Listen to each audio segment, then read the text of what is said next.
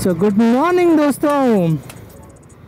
आज सुबह सुबह हम निकल गए हैं थोड़ा सा शहर का मुआयना लेने के लिए। तो ये मेरा कुछ नया मोटो व्लॉग सेटअप है, कुछ ज़्यादा ही जुगाड़ हो गया। अपना इंडियन जीन्स एकदम फुल फोर्स में काम कर रही है। अगर व्यूइंग एंगल कैसा आ रहा है वो तो मुझे ठीक से नहीं पता, बस ये फर्स्ट ट्रायल है मेरा। तो सोचा कि चलो अगर किए हैं तो एक राउंड ही मार लेते हैं यार। तो आज है संडे और आज से अनलॉक 4 स्टार्ट हुआ, बट यहाँ पे शायद न्यूज़ नहीं मिला है लोकल्स को, तो अभी तक चल रही है अपनी तो लॉकडाउन, सब कुछ बंद ही है। वाह, कितना मस्त कॉन्ट्रास्ट आ रहा है यार रोड में। Love it love it. तो आज हम एक अलग ही टॉपिक में बात करेंगे। टॉपिक है वाइब्रेशन। हाथी मत पालो तो हम सब बोलते हैं, बट ये भी कोई हाथी से कम नहीं है। ये भी थोड़ा सा पावरफुल हाथी है, ये समझ लो। अफ्रीकन हाथी है समझ लो ये। तो वाइब्रेशंस देखो यार, हर गाड़ी में आती है। ये जितनी भी तुम इंडियन मेड गाड़ी है देखोगे तो उसमें वाइब्रेशंस का रहता है, क्योंकि रिफाइनमेंट इतनी अच्छी नहीं रहती है। आप कुछ भी बोलो, आप अगर होंडा देखो, यामाहा देखो, तो उसमें तो मक्खन से शुरुआत से चलती है। आपको लगेगा कि नहीं कि मुझे कुछ एक्स्ट्रा डालना चाहिए गाड़ी में, कुछ भी करना चाहिए ना। वो इतनी प्यार से चलेगी ना, एकदम सिल्क स्मूथ, वो ऐसा टाइप की चलेगी यार। तो डोमिनार का भाई आप देखो, वाइब्रेशंस आ रही है। मेरे को हल्का सा हैंडल बार में फील हो रहा है, हैंडल बार में हल्का सा, मिरर्स में वेरी लाइट, आपको इस पैनल में, आपका टैंक के पैनल्स में हल्का फील हो रहा है। इसे नॉर्मल फुट पैक से भी हल्का सा आपको फील होगा जब आप 3,500 से 4,000 RPM के बीच में हो तब, क्योंकि ये हर डोमिनार का हेरिडिटरी इशू है।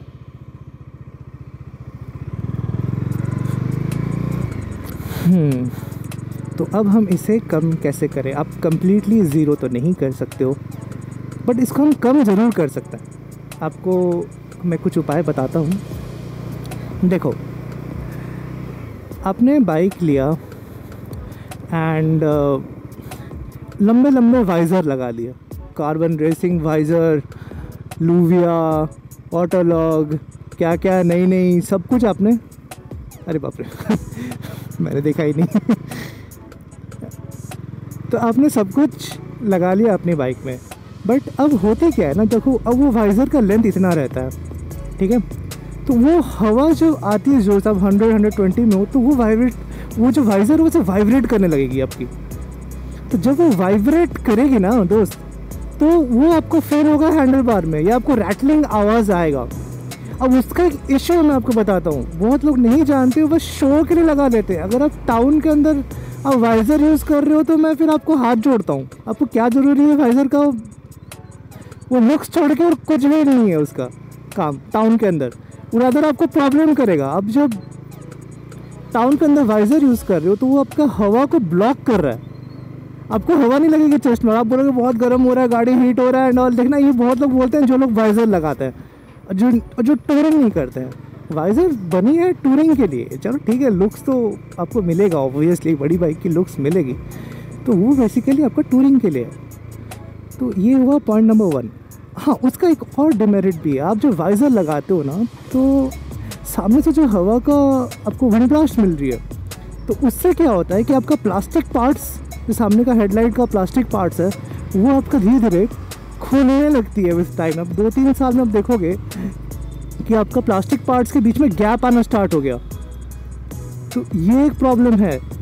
एंड एक और चीज़, आपका यहाँ पे रबर बुशेस होती है, तो वो सब रबर बुशेस ख़राब हो जाती है, कट जाती है जब आप वाइज़र लगाते हो। कार्बन रेसिंग ये सब लगाते हो, no doubt carbon racing is a very good visor. अगर मैं भी लंबा टूर में जाऊँगा तो मैं फॉर श्योर लगाऊँगा, बट ऐसे जैसे मेरा अभी का यूज़ है, मैं बहुत लंबा टूर में भी नहीं जाता हूँ। मैं 300-400 किलोमीटर्स राइड में जाता हूँ, तो उस राइड के लिए मेरे को कार्बन रेसिंग नहीं चाहिए। इट्स ओके, मेरा स्टॉक काफ़ी है यार। आप अगर डेली आपको अब 10 दिन 15 दिन के लिए आप बाइक में बैठे हो चला रहे हो ना, तब आपको चाहिए एक लंबी वाइज़र। तो वो आपको फैटिग से बचाएगा, आपको टायर्ड कम लगेगा। तो ये हुई अपनी वाइज़र की बात। तो पॉइंट नंबर 2, एसेसरीज़। अब देखो मैं अपनी बाइक में ना कुछ भी नहीं लगाया हूँ, सिर्फ जाना क्रैश गार्ड को छोड़ के। यार वो क्रैश गार्ड बहुत ही अच्छा है, नो डाउट अबाउट इट। उसका स्ट्रेंथ इतना अच्छा, उसका लुक्स उतना अच्छा, और वो उतना कॉम्पैक्ट भी है। ऑब्वियसली वो जाना का बना हुआ है तो बहुत ही अच्छी बनेगी, no doubt about it. But मैं ना क्रैश गार्ड अपने बाइक खरीदने से पहले ही मंगवा लिया था, ऑनेस्ट बात बता रहा हूँ मैं आपको। तो मैंने नोटिस किया है, जब मैंने ये क्रैश गार्ड लगाया ना अपनी गाड़ी में, मैंने बाइक खरीदा तो वहाँ पे मैकेनिक्स इसको इंस्टॉल नहीं कर पाए, वो शोरूम के वाले मैकेनिक्स इंस्टॉल नहीं कर पाए। तो मुझे अराउंड 1 वीक वेट करना पड़ा, क्योंकि बहुत बारिश हो रही थी, मेरी गाड़ी में नंबर नहीं लगी थी एंड ऑल, बहुत कुछ इश्यूज़ था। तो मैंने चलाया था बाइक, तो उस टाइम गाड़ी में वाइब्रेशंस बिल्कुल भी नहीं थी। आपको हैंडल बार में वाइब्रेशंस फील नहीं होगा, आपको टैंक पैड में टैंक में वाइब्रेशंस नहीं होंगे। जहाँ पर अपनी थाइज कनेक्ट होती है टैंक के साथ, टच होती है, वहाँ पे आपको वाइब्रेशन फील नहीं होगा। एंड आपको फुटप्रिंट्स में फील नहीं होगा। पर जैसे ही मैंने क्रैश गार्ड लगाया तो वाइब्रेशन स्टार्ट हो गई बाइक में, आपको फील होगा। तो मैंने 1-2 बार जाके पूछा भी बाजार शुरू में कि वाइब्रेशन इतनी नई गाड़ी में क्यों आ रही है, तो वो बता नहीं पाए। तो धीरे धीरे मुझे अपने कुछ फेलो राइडर्स से समझ में आया कि क्यों होता है, क्या होता है। तो जब आप कुछ भी एसेसरीज बाइक में लगा रहे हो, क्रैश गार्ड हुआ, सैडल स्टे हुआ, टॉप रैक हुआ, बहुत कुछ आता है यार बाइक में, आप पूछो मत। मतलब कुछ भी करवा सकते हो इसको, तो आप स्कॉर्पियो बना लो, मेरे को भरोसा है बन जाएगा कोई एक दिन। तो इसलिए आपको वाइब्रेशंस बहुत फील होगी, तो आप वही यूज़ करो जो आपका रिक्वायर्ड है। लोग सिटी में चलाते हैं, मैं जानता हूँ कुछ लोगों को सिटी में चलाते हैं, वो टॉप रैक और सैडल स्टे लेके घूमते हैं। देखो क्या है बोलूँगा मैं, आपका बाइक पे एक मस्कुलर लुक मिल रही है, आपका बाइक बड़ा चौड़ा दिख रहा है, बट आप डिमेरिट पे तो देखो, आपको गाड़ी की वेट बढ़ रही है, आपको वाइब्रेशन आ रहा है, वेट की वजह से आपका हैंडलिंग का भी इश्यूज आएगा, आपका माइलेज भी कम देगा। क्या ज़रूरी है इतना लोड लेके चलने के लिए? लोग सोचते हैं कि यार ये बहुत कॉमन सी बात है, मेरे एज के लड़कों का बारे में बता रहा हूँ, कि सोचते हैं कि बड़ी बड़ी बाइक लेंगे तो लड़कियाँ पड़ जाएंगी।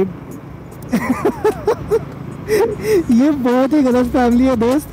अच्छा साफ सुथरी गाड़ी रखो, अच्छे से मेंटेन करो, तो शायद कोई लड़की तुम्हारी पड़ जाएगी। तो आप समझ रहे हो कि मैं क्यों सिंगल हूँ। ओके छोड़ो। तो आता है पॉइंट नंबर 3 पे। तो पॉइंट नंबर 3 है दोस्तों इंजन। तो आप बजाज का ऑयल यूज़ कर सकते हो, तो आप नोटिस करोगे कि देखो अच्छा है, कुछ प्रॉब्लम नहीं है। तो मान लो कि मैं कोई कंपनी हूँ, कोई बाइक मैन्युफैक्चरिंग कंपनी हूँ, और मैं गया हूँ कोई टायर मैन्युफैक्चरिंग कंपनी के पास। अब बजाज का तो टायर्स नहीं देता है ना, ऑब्वियसली दूसरे कंपनियों का टायर्स देता है ना। तो वैसे ही मान लो दूसरे कंपनी के पास गया हूँ, ओ भाई साहब धूल देखो,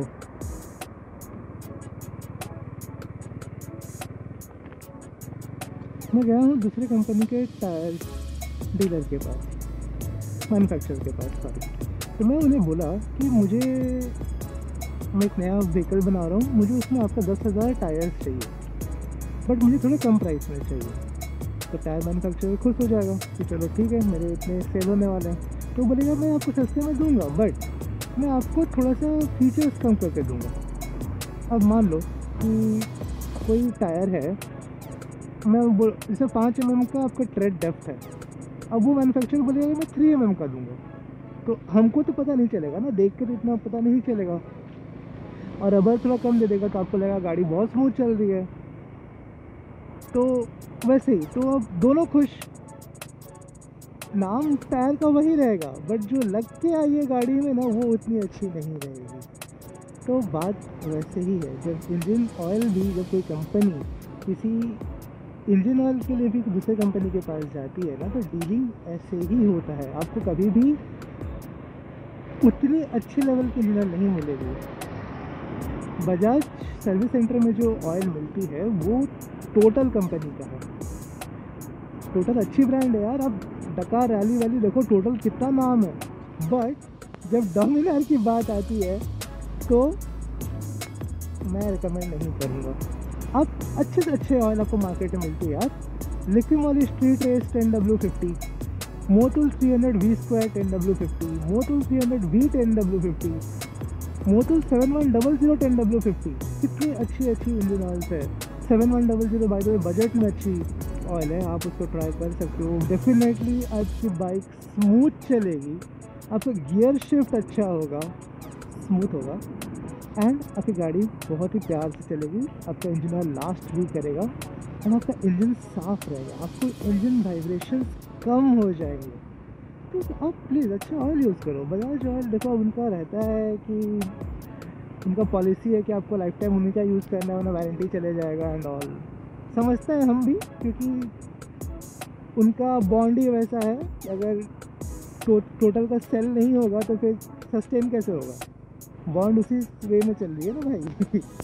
तो इसलिए मैं बोलता हूँ कि अच्छा ऑयल यूज़ करो, आपकी गाड़ी बहुत ही सही चलेगा। आप अगर मुझे पूछोगे कि मैं कौन सा ऑयल यूज़ करता हूँ, मैं लिक्विमोली 10W50 यूज़ करता हूँ और पॉलीट्रॉन के साथ। पॉलीट्रॉन एक नई ब्रांड है इंडिया में, फॉरेन में तो बहुत चलती है, एंड वो भी गाड़ी को ज़्यादा ही स्मूथ कर देती है, लेकिन विद एन एक्स्ट्रा प्राइस। तो अगर आप मेरे को पूछोगे कि मेरे गाड़ी में कितने की ऑयल गिरती है, तो वो 4500 की ऑयल गिरती है दोस्त। तो अब जिसका बजट जैसा है आप वैसे ही यूज़ करो। देखो मैं जानता हूँ मेरा यूज़ कैसा है, तो मैं अपने यूज़ के हिसाब से ऑयल डालता हूँ, वरना मेरे को खुजली नहीं हो रहा है 4,500 रुपया फेंकने के लिए यहाँ। तो ये एक पॉइंट रहा इंजन ऑयल को लेके। अब चलते हैं नेक्स्ट पॉइंट की तरफ। तो नेक्स्ट पॉइंट है फाउंडेशन बोल्ट। बहुत लोग नहीं जानते हैं फाउंडेशन बोल्ट के बारे में। आप गाड़ी चला रही है 20,000 25,000, आप ऑफ रोड में चलाते हो, कोई रो हाईवे में चलाता है, कोई कहीं कुदाता है, तो कहीं कोई प्यार से रखता है, कुछ भी कोई प्रॉब्लम नहीं है। फाउंडेशन बोल्ट क्या होता है ना, जो आपका इंजन को चैसी के साथ जोड़ता है, तो बोल्ट है वहाँ पे। ये आपका बोल्ट मिलेगा नीचे, आपका राइट साइड आपके फुट पे और आपके इंजन के बीच में देखोगे जो एरिया है उसके अंदर आपको 2 बोल्ट मिलेंगे। आप सर्विस सेंटर लेके जाओ बाइक, उन्हें बोलो फाउंडेशन बोल्ट टाइट कर देने के लिए। 5 मिनट का काम है या उससे भी कम में हो जाता है, बट कभी कभी जब वो लूज़ होता है ना, तो आपका इंजन वाइब्रेशन बहुत फील होगा। एंड इस टाइम वो लूज़ होता है, वो नेचुरल है। आपका गाड़ी में जो दूसरे बोल्ट नहीं क्या सब लूज़ होते हैं, तो वो भी लूज़ होगा विद टाइम। तो उसको एवरी सर्विसिंग में एक बार चेक कर लो, क्योंकि आपका यूसेज रफ भी हो सकता है, स्मूथ भी हो सकता है। आप ऐसा हाईवे में दौड़ा सकते हो, आप ख़राब जगह में भी चला सकते हो, आपका यूसेज के ऊपर डिपेंड करता है। तो आप एवरी 5,000 किलोमीटर में जब सर्विसिंग करा रहे हो तो उसको चेक करा लो, देखो आपका वाइब्रेशन कम हो जाएगी। एंड एक और बात है, चेन क्लीन, चेन ल्यूबिंग, ये आप टाइम से टाइम करो। देखो आप अगर बहुत डस्टी एनवायरनमेंट में चलाते हो ना, जहाँ बहुत धूल है, मतलब ख़राब रास्ते हैं, ऑफ रोडिंग है, जैसे मैं सिविल इंजीनियर हूँ एक, तो ख़राब रास्ता मेरे को पता है क्या होता है। तो अगर वैसे आप धूल एरिया में रहते हो दोस्त, तो एवरी 300 से 400 किलोमीटर में लूप करवा लो। साफ़ करवाओ फिर लूप कराओ, डायरेक्ट ऐसे लूप नहीं करने का, साफ़ करा के लूप करवाओ। एंड अगर आप ऐसे हाईवे रन करते हो तो आप 400 से 500 किलोमीटर के बीच में आपको जब दिखे कि आपका चेन ड्राई हो गया, तब आप उसको ल्यूब करते हो। हाईवे रन कर रहे हो, लॉन्ग टूर कर रहे हो, तो आप तो साफ़ करने तो नहीं बैठोगे ना, आप ल्यूब करके जा सकते हो। आप 1000 किलोमीटर में भी एक बार साफ़ कर सकते हो।